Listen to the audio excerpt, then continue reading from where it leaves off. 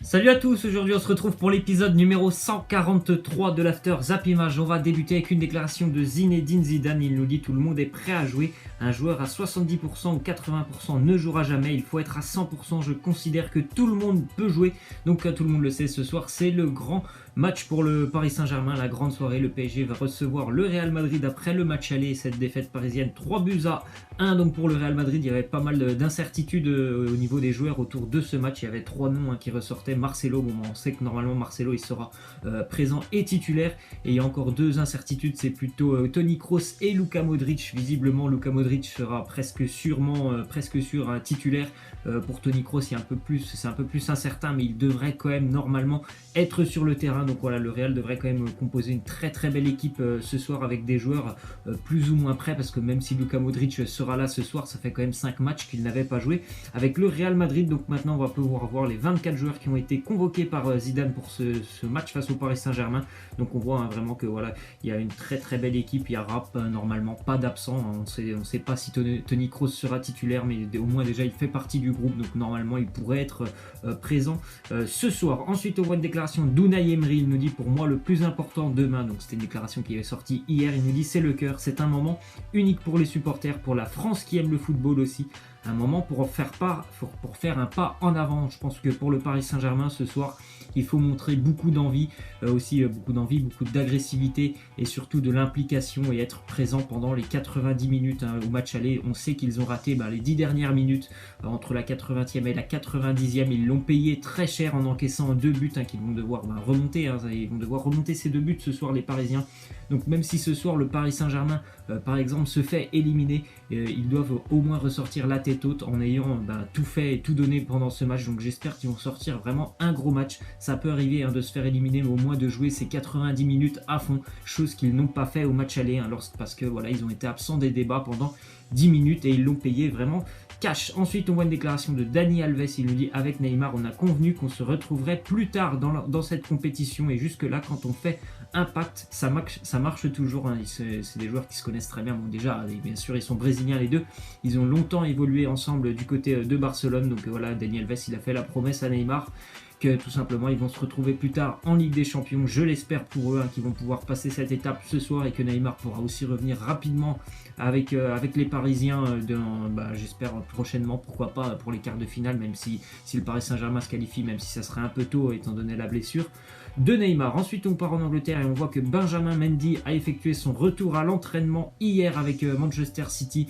Premier entraînement pour Benjamin Mendy depuis presque 6 mois après sa rupture des ligaments croisés pour Mendy. Donc déjà il est revenu assez rapidement. Il espère être présent dans un mois, parce qu'il y aura un choc entre le derby de Manchester entre City et United, je crois que c'est le 7 avril. Donc il espère être opérationnel, Benjamin Mendy, pour pouvoir jouer ce match. Donc voilà, il a repris l'entraînement et c'est vraiment une bonne nouvelle déjà pour lui, pour Manchester City, et pourquoi pas aussi pour l'équipe de France. On sait toujours qu'il y a pas mal de problèmes en équipe de France au niveau des latéraux. Ensuite on voit une déclaration d'Eden Hazard. Il nous dit sur son repositionnement, c'est vrai que ce week-end il a joué numéro 9 avec Chelsea face à Manchester City. Il nous dit: quand tu quittes le terrain, tu as l'impression d'avoir couru, mais de ne pas avoir joué une partie de football. C'était compliqué pour moi de délivrer un bon match en touchant seulement 3 ballons. Ça a été compliqué pour toute son équipe de Chelsea ce week-end du côté de Manchester City.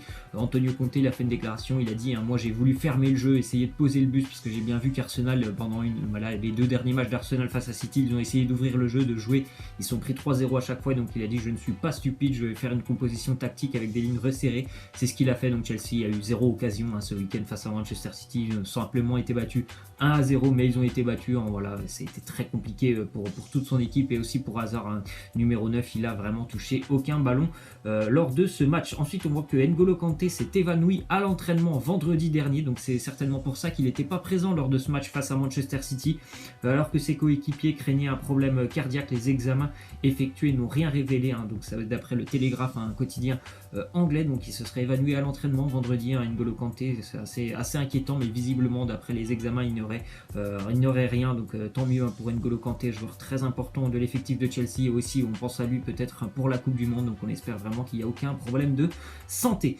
Ensuite, on voit une déclaration de Thierry Henry, il nous dit: nous parlons toujours d'Arsène, mais qu'en est-il des joueurs? Que qu'ont-ils fait récemment, les joueurs d'Arsenal, qui ont encore été battus ce week-end par Brighton, promu en première ligue 2-1 pour les Seagulls de Brighton.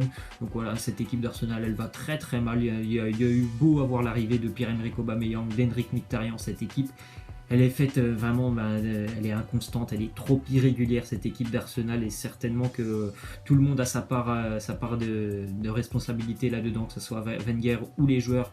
Il y a vraiment quelque chose qui ne tourne pas rond du côté d'Arsenal. Ensuite, on voit un résultat hier en Première Ligue. Manchester United a battu Crystal Palace 3-2 du côté de Palace. Les Mancuniens qui étaient pourtant menés 2-0, ils ont fait une très belle deuxième période, ce qui leur permet de reprendre la deuxième place à Liverpool en Première Ligue. Ils étaient menés de 2-0 et après il y a eu vraiment une très belle deuxième période et magnifique but dans le temps additionnel de Nemanja Matic. Vous pouvez aller le voir, très beau but de à peu près 20 mètres, vraiment magnifique son but à Matic.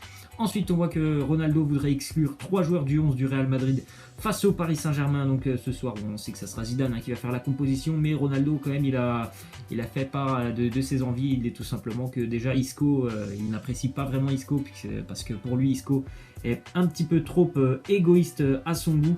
Marcos Asensio aussi serait un petit peu dans le viseur de Cristiano Ronaldo. Il préférait tout simplement voir Gareth Bale aligné. Et aussi au milieu de terrain, Matteo Kovacic. Il espère que Matteo Kovacic ne débutera pas ce match, parce qu'on sait tous qu'il est un petit peu incertain au niveau de Toni Kroos.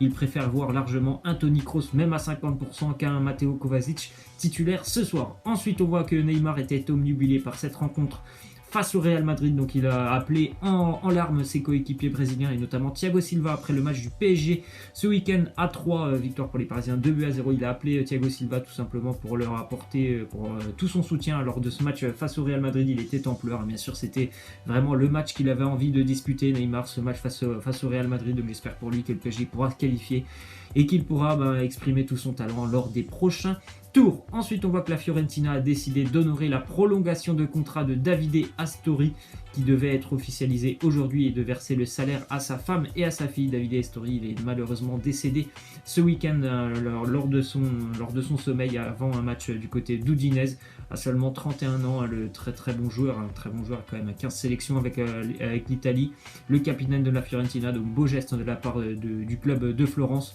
voilà, de verser son salaire à sa femme et à sa fille.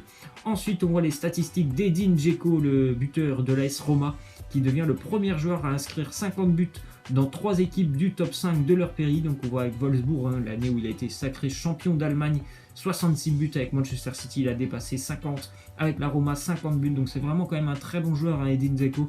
Avec sa grande taille, il est très très bon techniquement, et aussi devant le but, c'est un très très bon buteur. On continue avec le Daily Mirror, un quotidien anglais qui nous parle de Ryan Sessegnon. Je ne sais pas si tout le monde connaît Ryan Sessegnon. Moi, ça fait maintenant presque 1 an et demi que je le connais. Il a 17 ans, c'est un joueur vraiment, il a un talent exceptionnel. 17 ans, il évolue à Fulham en division 2 anglaise. Il a déjà 14 buts cette année à 17 ans. Il est plutôt milieu gauche, il peut jouer aussi latéral gauche, mais c'est plutôt un joueur offensif. Il a vraiment du feu dans les jambes. Il est suivi par le RB Leipzig et le Bayern Munich. Mais à mon avis, avant cet été, il y a pas mal de clubs anglais aussi qui vont s'intéresser à lui. Il a seulement 17 ans, et déjà l'année dernière, à seulement 16 ans, il avait fait ses débuts avec Fulham. Il avait fait une très très belle saison avec Fulham. D'ailleurs, là, ils sont en lutte, ils vont toujours lutter, je pense, pour les playoffs. Pourquoi pas remonter en Première Ligue.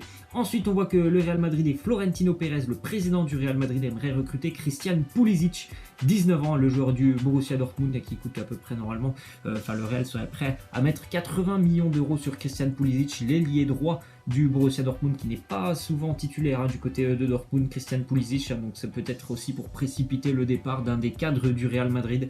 On pense à Pulisic, 19 ans, c'est vraiment un espoir aussi du football, ce jeune Christian Pulisic. On continue avec la liste de Didier Deschamps, la liste pour les matchs amicaux face à la Colombie et face au pays hôte de la Coupe du Monde, la Russie, le 23 et le 27 mars. La liste, elle sera dévoilée dans un peu plus d'une semaine, le jeudi 15 mars à 14h, cette liste de Didier Deschamps. Et on continue ensuite, on voit une petite info. Donc Didier Deschamps et les autres sélectionneurs lors de la Coupe du Monde, ils auront le droit un 4e changement en cas de prolongation lors d'un match à la Coupe du Monde 2018. Donc c'est vraiment une petite révolution. Normalement, c'est toujours été 3 changements. Donc on voit que s'il y a une prolongation, il y aura le droit à un nouveau joueur en remplacement lors de cette Coupe du Monde. On continue donc avec les affiches de la Ligue des Champions. Il n'y a pas seulement que le Paris Saint-Germain qui joue ce soir. Bon, il y a un match certainement qui n'a aucun enjeu entre Liverpool et Porto. Liverpool s'était imposé 5-0 il y a 3 semaines du côté du Portugal. Et on voit demain aussi les petites affiches plutôt intéressantes entre Tottenham et la Juve. Et aussi Manchester City qui est déjà qualifié face au FC Bâle. On va terminer donc avec la question de fin. Vous voyez le slogan du Paris Saint-Germain. Ensemble, on va le faire. Donc je vais vous demander les pronostics pour ce match entre le PSG et le Real Madrid. Donc pour moi, je vais partir sur une victoire parisienne 2-1, mais pour moi, voilà, ça suffira pas s'il y a 2-1. J'espère que le Paris Saint-Germain va me faire mentir et va se qualifier, mais moi plutôt je vois quand même le Real se qualifier, malgré que ce soir je pense que le Paris Saint-Germain va s'imposer. Donc laissez-moi en commentaire vos pronos pour ce match. Voilà, c'est la fin de cet After Zappimage. J'espère que ça vous aura plu. N'hésitez pas à lâcher des likes, à vous abonner. Moi je vous laisse et je vous dis à la prochaine. Ciao.